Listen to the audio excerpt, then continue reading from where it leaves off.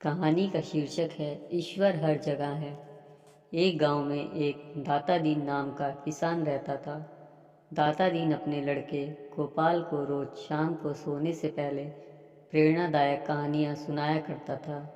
एक दिन उसने अपने पुत्र गोपाल से कहा, बेटा, एक बात कभी मत भूलना कि भगवान सब कहीं है।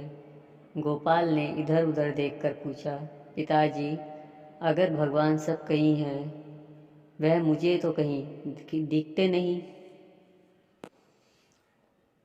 दाता दीन ने कहा, हम भगवान को देख नहीं सकते, किंतु वे हर जगह हैं और हमारे सब कामों को देखते रहते हैं। गोपाल ने पिता की बात याद कर ली।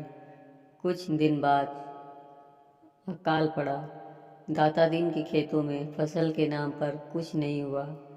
दाता दिन रात दिन चिंता में रहने लगा। फसल न होने की चिंता उसे दिनों दिन खाए जा रही थी। एक दिन अपने पुत्र गोपाल को लेकर रात के अंधेरे में वह गांव से बाहर गया। वह दूसरे किसान के खेत से चोरी करके एक गट्ठा अन्न काट कर घर लाना चाहता था। उसने अपने पुत्र गोपाल को मेड़ पर खड़ा करके कहा, तुम चारों ओर देखते रहो, कोई इधर आए या देखे तो मुझे बता देना। गोपाल अपने पिता दातादीन की बात मानकर मेड़ के पास खड़ा हो गया। जैसे ही दातादीन खेत में अन्न काटने बैठा, गोपाल ने कहा, पिताजी, रुकिए। दातादीन घबराकर गोपाल के पास आया और पूछा, क्यों, कोई देखता है क्या? गोपाल ने कहा, हाँ, देखता है। दातादीन ने चारों ओर देखा।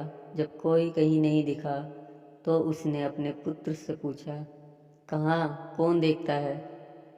गोपाल ने अपने पिता की ओर देखते हुए कहा, पिताजी, आपने ही तो कहा था कि ईश्वर सब कहीं है और सबके काम देखता है। तब तो वह आपको खेत काटते भी देख रहा होगा।